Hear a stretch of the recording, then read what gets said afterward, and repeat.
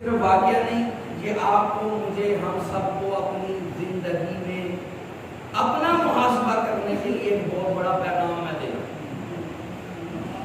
تب بچتی تھی خبردار علی گا۔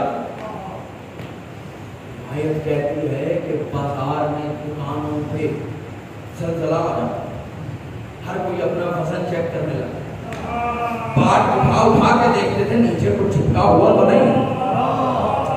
علی بازار میں داخل ہوتے تو کسی کو کچھ نہیں کہتے،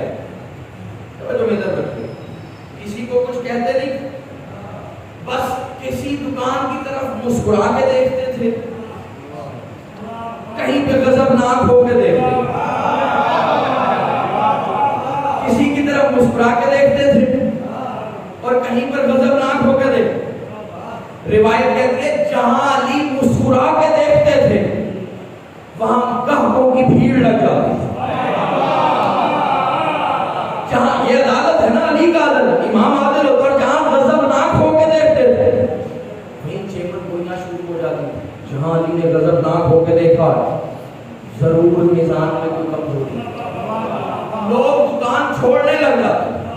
ایک جملہ کہوں، علی زبان سے نہیں کہتے تھے، صرف دیکھتے تھے۔ بھائی میں اسے وجہ اللہ کیوں نہ کہوں جو اپنے چہرے کے تاثرات سے پورے شہر کی معیشت چلا رہا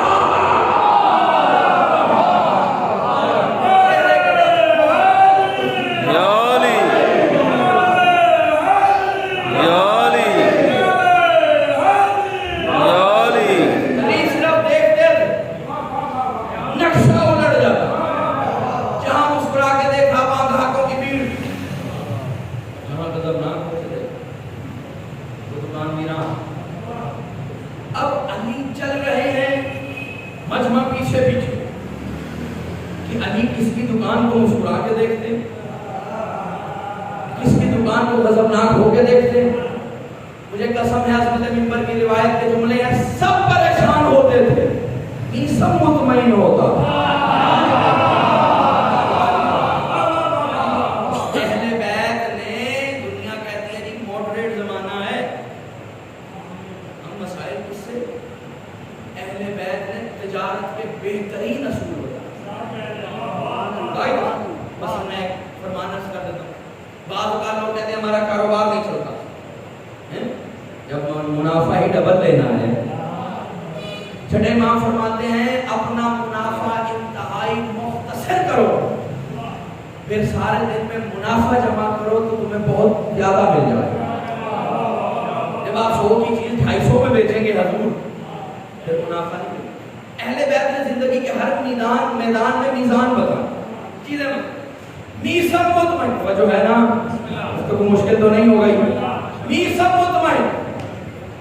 علی میسم کی دکان کے قریب آئے، کھجوریں لگی ہوئی، جیسے ہی میسم نے علی کو دیکھا، میسم مسند سے کھڑا ہو گیا، شریف صحابی تھا، مسند چھوڑ گئے۔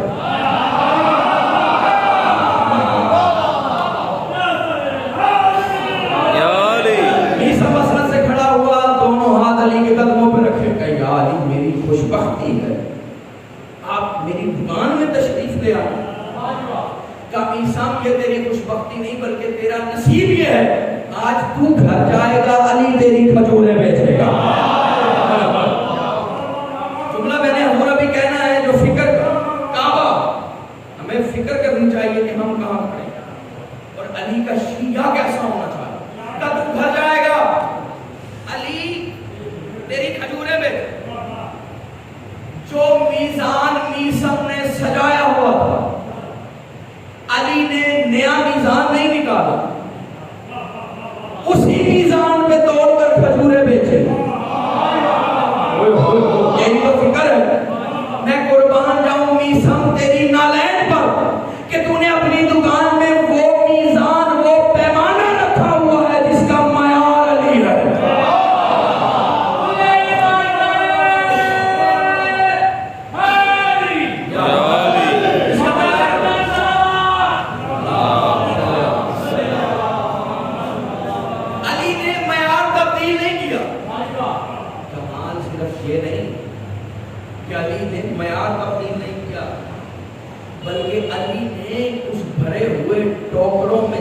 ایک کھجور بھی ایسی نہ نکالی جسے نکال کے کہا ہو یہ بیچنے کے قابل نہیں، یہ بیچنے کے قابل۔ یہ علی والے کی سیرت، امیر کائنات کو امام کہہ رہے ہیں تو وہ اپنے کردار میں تبدیلی خالص کے ساتھ کھوٹا مت، ایک جملہ سمجھ رہے ہیں، کھوٹا اگر آئے گا سلامت رہے، خالص تباہ ہو۔ بات یہاں تک آئی ہوئی، ارادہ نہیں تھا لیکن سنتے جائیں، پڑھ دوں۔ حضور اگر آپ کی نیت میں کھوٹ ہے، آپ کا عمل ختم، اور اگر اجرت میں کھوٹ ہے تو بھی آپ کا سب کچھ ختم۔ میں دلیل علی نے ایک جملہ اور ذہن میں آ گیا، اگر ہمارا ہے کہہ دوں، جب علی کھجوریں بیچ رہے تھے، کیونکہ جملہ انتہائی نہیں، علی کھجوریں بیچ رہے، مجمع لگاؤ، تاریخ کہتی ہے جو گھر سے گندم لینے آیا تھا وہ بھی لائن میں لگ کے کھجور خریدا۔ ایک منافق یہ سارا منظر دیکھ رہا، اس کے دل کا نفاق زبان پر کفر بن گیا ہوا ہے۔ اس نے ایک علی کا شانہ پکڑ کے کہا ہاں علی مشہور جو اتنا ہے، تبھی تو رش لگا ہوا، اتنی بڑی ہستی، اتنا مشہور انسان اگر کچھ بیچے گا تو دنیا خریدنے آئے۔ علوی نے اس کا ہاتھ چھڑک کے کہا خبر